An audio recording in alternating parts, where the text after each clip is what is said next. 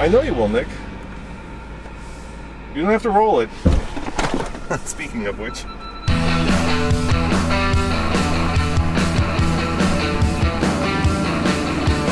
To clarify, this car actually has brakes because I haven't used them at all. Ladies and gentlemen, this is the moment I have been waiting for. I'm about to review the brand new 2019 G-Class, the G-Wagon, the most iconic Mercedes off-roader there ever was. And this is the second generation, can you believe it, since 1979. This is the first G-Class that has come out. And coming up right now on this video, we're gonna take it off-road, we're gonna take it rock crawling, and we're gonna do a little bit of incline, a little bit of soft sand, and maybe a make that a sand nut or two. And best of all, I'm gonna show you what it takes to do one of these videos because we're gonna go behind the scenes. Nick, come on over here, dude, you can help me. So, do you wanna drive or do I wanna drive? I think we should do 50-50. All right, we'll take turns. And the question we're gonna answer before the end of this video is, at $127,000, right? Starting price. Starting, this is more. Right. You can get 3 Wranglers for the cost of 1 G-Wagon. So would you get 3 Wranglers or 1 G-Wagon? And we'll answer this at the end of this video. All right, I'm in.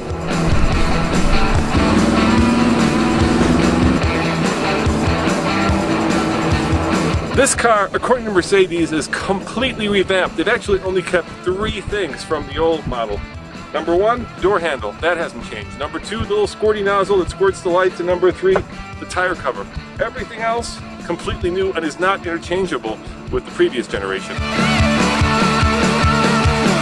So we're in the brand new G-Class here, and you're going to show me how well this brakes. Is that right? Absolutely. So we're going to do 2 demonstrations. We're going to do one with ABS on. Okay. And then we're going to engage the center diff. Okay. And have ABS off. Okay. All right.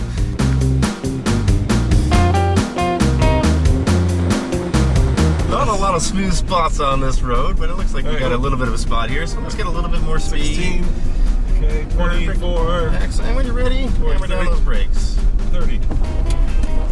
Oh, the belt just, oh my. Oh, yeah. We feel the pre-save kicking in there, Yeah. bolsters kick in. Yeah. Whew, that's the ABS working there. Okay. So, you know, we definitely did stop in a decent distance, Yeah. but we traveled a little ways on the sand here. Yeah. So what we're going to do now is we're going to lock in the center diff. When Okay. we lock in the center diff, it's going to turn off traction and it's going to disengage ABS. Okay. And what that's going to cause is us to really dive and plow with the sand and build up a little bit of sand. Cool. All right? All right. So same thing, let's get ourselves up to about 30 here.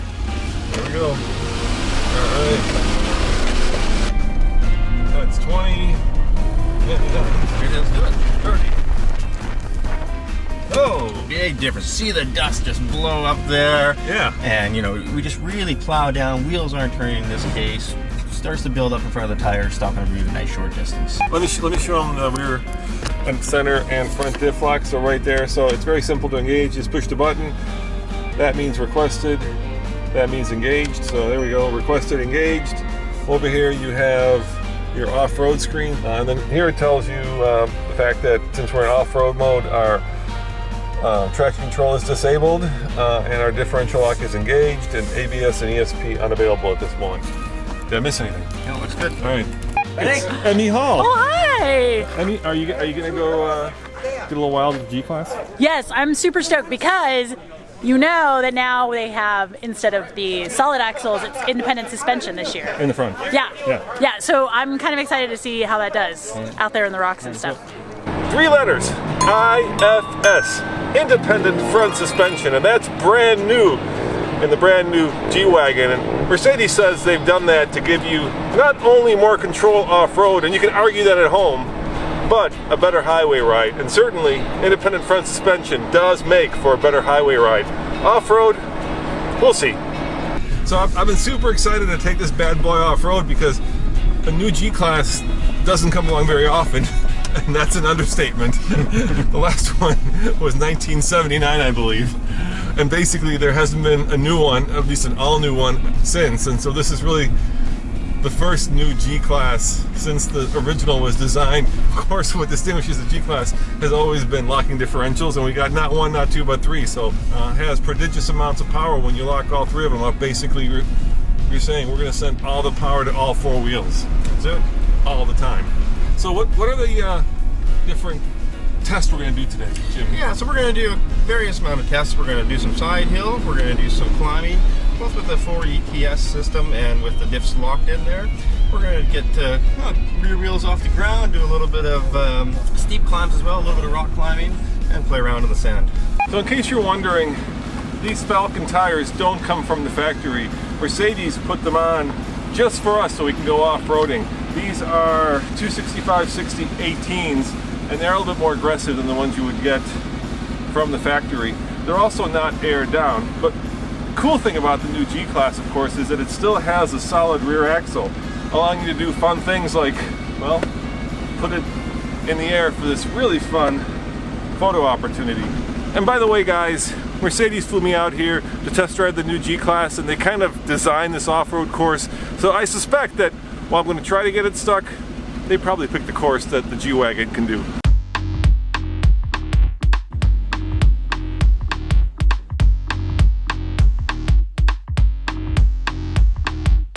So we've got two elements we'd like to show you guys here. Yep. We'd like to show you a little bit of side hill action. Yep. Okay. And then we're going to do this little climb in this very soft sand. And what we're going to do is we're going to do it without the diffs lock and do it with the 4 ETS system.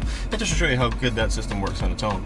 Then we're going to go up there and we're going to lock the center diff. And because we've split the power and we don't have the traction at that point, we may get ourselves a little bit stuck there. We'll see what happens. By the way, there is a rear-facing camera. It's right there. But inexplicably, the front-facing camera is only in the G63 AMG. Okay, here we go. So we're going to go sideways. Let's go straight. Well, so you can see right here, we're now at a 17, 19, 20 degree angle.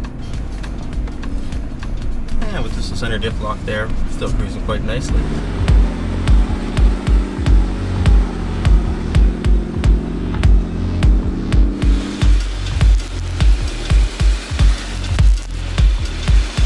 If we roll this, ready? Are you going to be okay? Lots of space. Yeah. 35 maximum angle. We're only at 13 degrees here.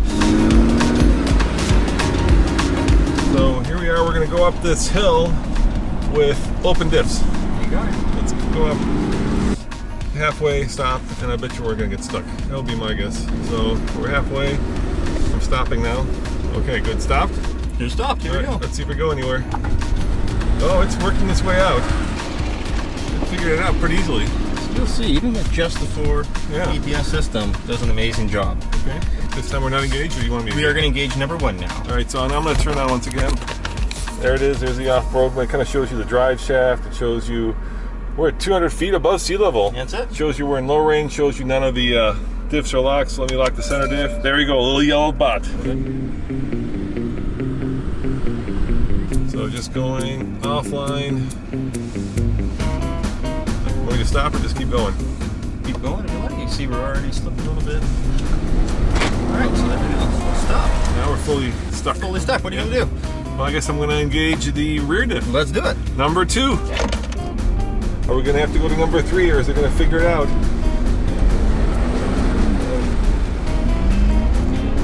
Well, okay, still stuck. Let's go to 3. See if that helps. Let's go.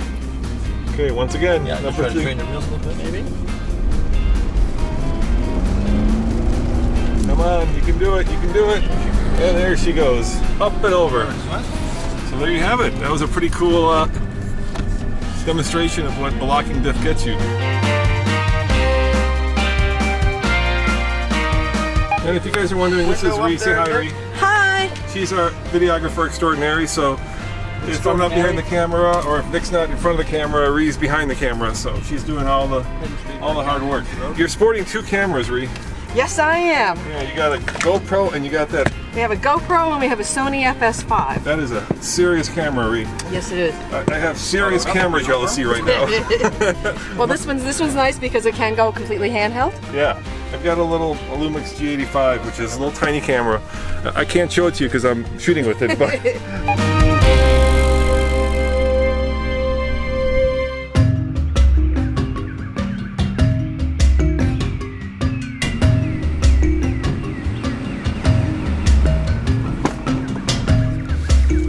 All right, here's the G-Wagon. Be very quiet, they spook easily. We don't want to disturb the natural habitat of the new Mercedes G-Wagon, as it does a little bit of 30-degree side hill.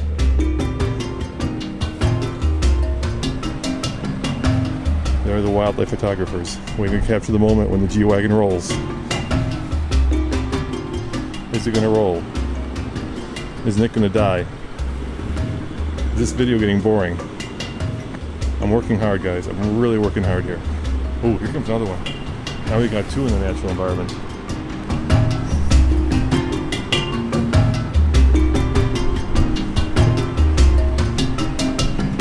2026, dude. 2026. Yeah, so the average Range Rover owner doesn't take it off-road for 7 years. So if Sounds somebody about right. buys this, 2026 before they'll be out here again. Probably. So this is a very rare sight indeed.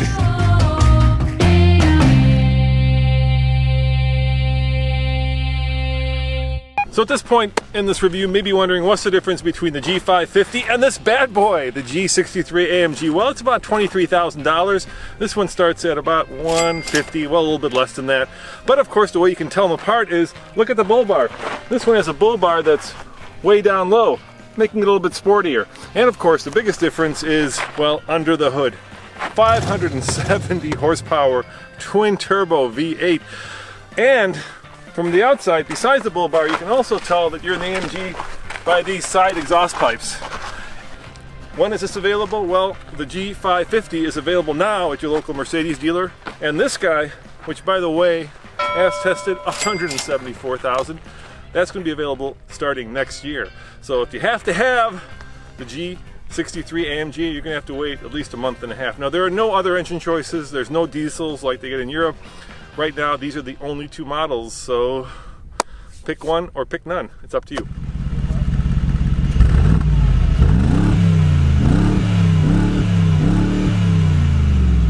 So that's with the baffles open, and let me close them so you can hear the difference.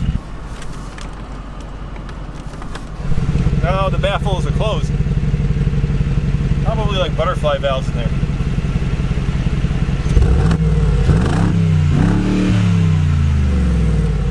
Still sounds pretty good.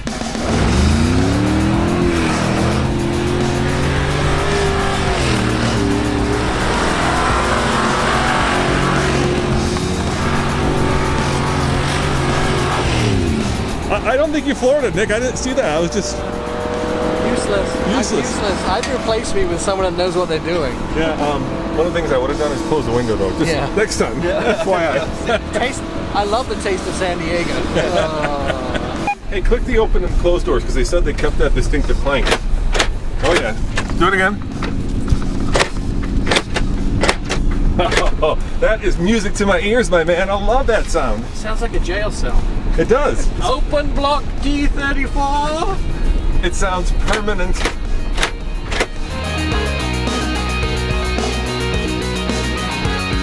Thanks for massaging seats, Nick. Appreciate it.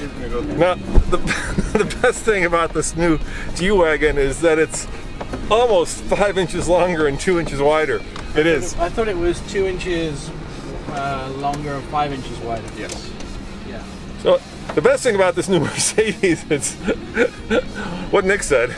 But look at all the headroom I've got here, and look at all the legroom I have here. I think they said that back here there's actually 5 inches more compared to the outgoing model, Nick. Yeah. That's a lot more room, and I think means absolutely nothing to me. But the inside is 100% improved. This feels, well, it feels like $127,000, which it is.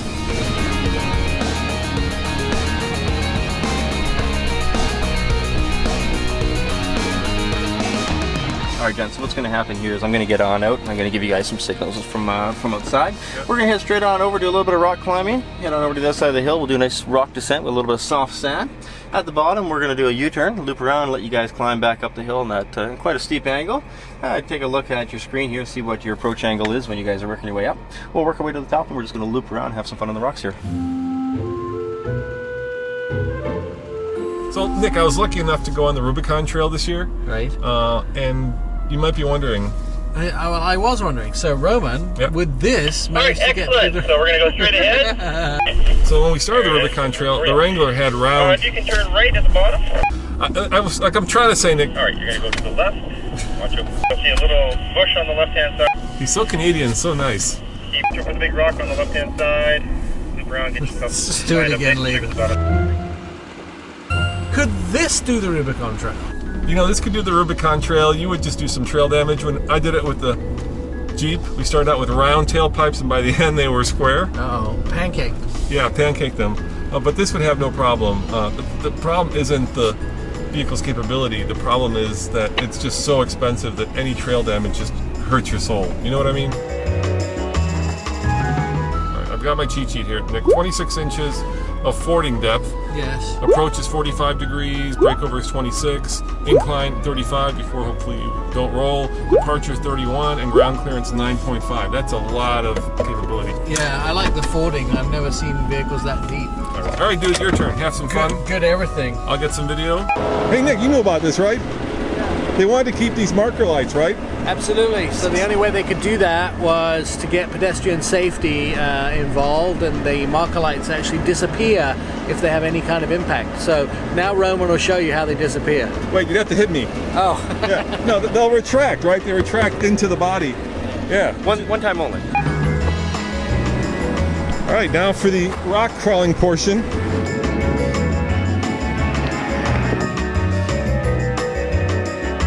Alright, so this is where we're going to go down the hill, and I'm not going to use the brakes. All right, Nick, so I want you to put a little bit of right-hand steering in. Yeah, good. So almost straight now. Straighten those wheels. Straighten those wheels. Good. Hold that. Hold that. Nice. Let the engine do the work. And we're going to put the steering in now. Work to the left. Good. Excellent. So straighten it up. All right. Let's follow those tire tracks. Let the engine do the work. Good. It's going to be a little fast for my liking, but You're going to hold that now. A little left. A little bit nice and straight. but it's a bit bumpy on the way down, but yeah, doing okay. So I'm not sure who's got the better job, me or Nick. All right, very cool. I'm up here on the top of the rock, and Nick is coming up in the G-Class on what is probably the steepest part of today's off-roading adventure. So let's see how he does.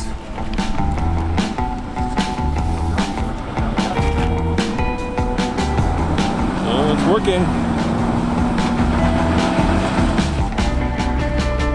He dug himself in a little bit there. He needs a little bit of momentum.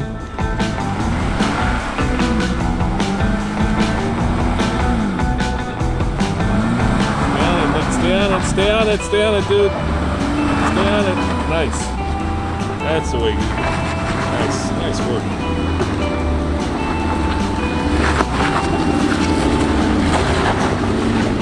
There you have it. Nick went right up the hill, and 3-locking diffs made it look not easy, but pretty easy. I think, Jim, compared to the old one, this is a world of difference, right? Night and day. Yeah, I mean, it's much more sophisticated. It's much more evolved would be a good word. Evolved is perfect. Yeah. You know, it's you've taken a vehicle that was an unbelievable off-road machine, Yeah. and now not only have you made a humongous difference in the on-road performance, more comfortable ride, better control, electric steering, beautiful. It's basically been civilized and, well, a little bit cultured. Yeah, absolutely. Yeah. As much as Mercedes worked really hard to update the interior over the years, it still was a 1979 Yeah, absolutely. chassis and design, and so now this is much more modern. And I gotta tell you, this is one of my dream cars. I've always wanted this thing, but at 127 to 173,000, which is the G63 AMG we were driving, that's just way beyond my price range. Get a couple more subscribers. You never know. Yeah, there you go, guys. Subscribe if you want us to buy a G63 AMG. Thank you, Jim.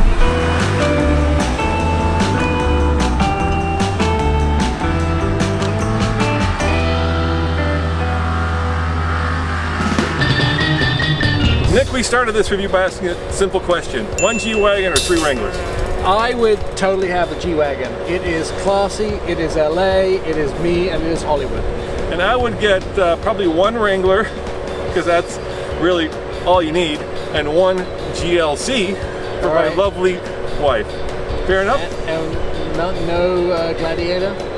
Okay, 1 Gladiator, 1 Wrangler, and 1 GLC. You could probably do that for the same price as a nicely equipped G-Wagon. Obviously, guys, we're having fun, but I do love this vehicle. It's one of those aspirational vehicles that you aspire to owning, and I would aspire to own this. It's just the price and the fact that it's so expensive and the fact that you can do so much damage taking it off-road. That's the part that's like a knife in the heart. As always, this is Roman.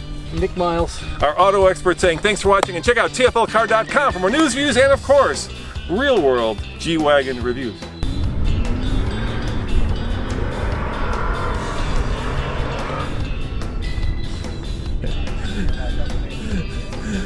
Look at all the videographers.